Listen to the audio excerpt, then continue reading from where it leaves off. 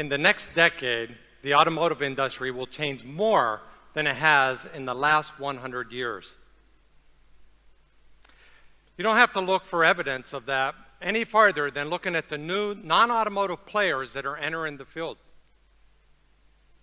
In fact, the automotive industry has become as much about coding as it has engineering as we proceed forward.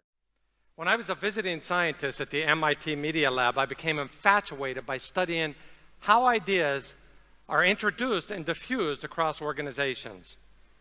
So I spent the last 8 years as part of a research team interviewing over 400 people trying to understand exactly what it is that causes some ideas to become bold and innovative in organizations and equally fit ideas, seemingly equally fit ideas, to not garner the attention and momentum necessary to manifest into innovation.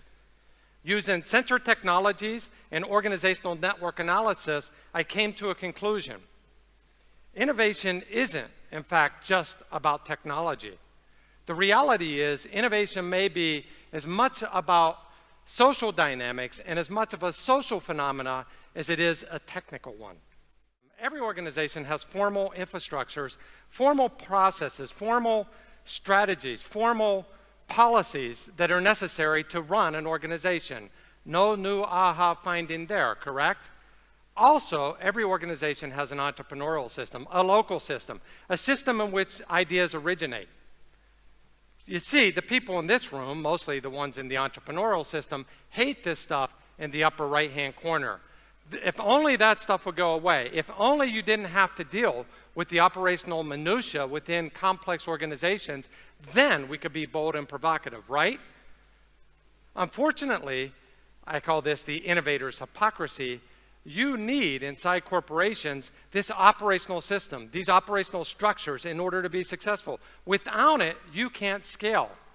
So there's a third thing that we found inside organizations that were successful, and it was something that we call adaptive space. And that's what I want to spend some time talking to you about. How is it that organizations that were successful had this adaptive space, and organizations that weren't were focused only in the local environment? The best story I can give you is one organization, a centralized innovation group who was doing some interesting work, some very exciting work, could not get it introduced into the complex system in order to get those innovations adopted. Fact is, over a 3-year horizon, they had a success rate of 0. So like every good leader, the leader of that group decided we must disband this group. We must disperse them across the organization. They were a very talented group, so it was easy to move them to other parts in the organization. And then something amazing happened.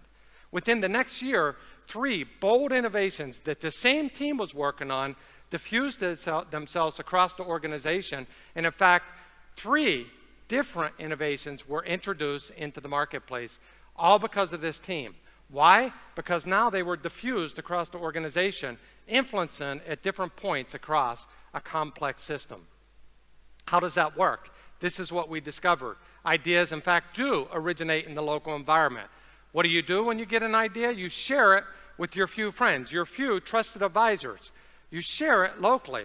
You iterate on it, and you challenge one another locally. But nothing bold really happens inside this local system because it's a closed system. It's a closed cluster where everybody thinks and acts alike. Now, you can share the idea, but the reality is it's not until you get out of that system and start to connect it up with more ideas, bolder ideas, that something really phenomenal starts to happen. And that's exactly what we discovered here. It's this process of linking up, connecting idea to idea, cluster to cluster, that causes breakthrough, bold innovations across enterprises. Not only that, but it's at these intersections that new ideas emerge, that ideas that weren't even thought of before emerge as a result of these clusters, these individuals, these ideas clashing with each other and coming up with new insights. Eventually, however, like every one of us who's tried to innovate inside corporations, we hit a clash. We hit disruptions. We hit conflict, tension. And then the core question is, what do you do about that?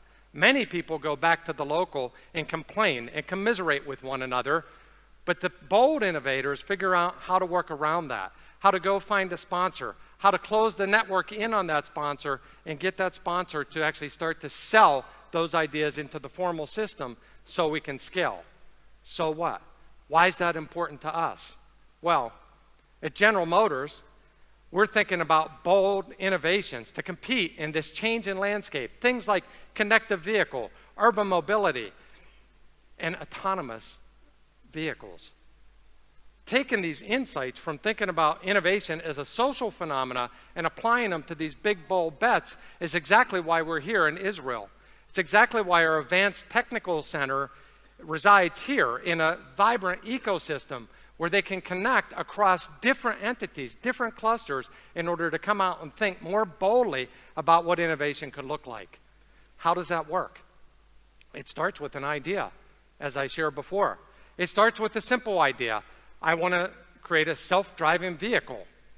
Quickly, you start to tap into your local network and understand, who do I know that's already doing something like this? Who do I know that can help me? How do I connect up with those who would already get this? But soon you've got to move beyond that local environment. You've got to spread it. You've got to start to think about new concepts. You need to think about smart infrastructures and new radar systems in order to have a self-driving autonomous vehicle. But then you've got to experiment, and you've got to find places to start that inside of an organization. You've got to think about connectivity differently, thinking about the social construct underneath these innovations, and that's exactly what will happen. Hidden beneath the wonderful technology, hidden beneath all these breakthroughs is the web of people who connect together in order to influence one another at every stage in this process. So how do you do that? Well, in the future, we'll be able to use sensor technologies in a much more prevalent way than what we can today. In experiments, we can do this today.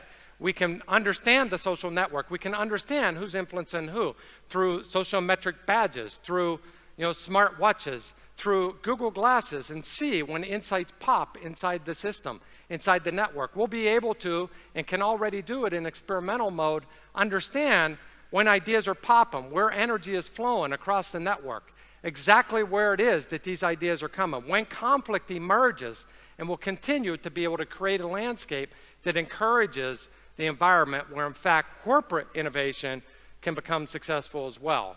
And that's exactly what we're doing at General Motors. We're creating an environment that's not focused on killing all the infrastructure that's actually necessary to scale innovation in the operating system, or even enhancing the entrepreneur's skills and building up the capability to innovate. What we're focused on is this space in between. This space in between that we call the adaptive space. And through an event and a series of activities called GM 2020, we're starting with this concept of think big, think bold, start small, do things today, iterate on those, connect the network, and we're doing things like GM 2020 orthodoxies. How can you actually give people permission to tear down the old mindsets, to break out of the conventions that limit your thinking? How can you actually engage people to unleash the hidden potential that exists inside every single organization? How do we actually provide platforms for people to talk about their bold ideas? And we do things in 3-minute segments. People pitch their idea in front of an auditorium, and anyone's welcome. Anyone's welcome. Anyone can present, and we share those and broadcast those so that they can become contagious across the organization. And we do things like hackathons, which we call collabs, and we apply them against everything, not just coding. And we look at things like, how do you create new accessory systems in a truck? Or how do you create new facility space? And we give people 24 hours to tear it apart and rebuild it and prototype it in such a way that at the end of 24 hours, they've got something new, something provocative, something that can be shared with the organization. So my challenge to you is, if in fact 90% of innovation fails inside of corporations, how is it that you can challenge your organization to think differently about innovation, to think about it as a social challenge, and to think about how, in fact, you can create adaptive space inside your own organizations to unleash the wealth of hidden potential that exists? Thank you.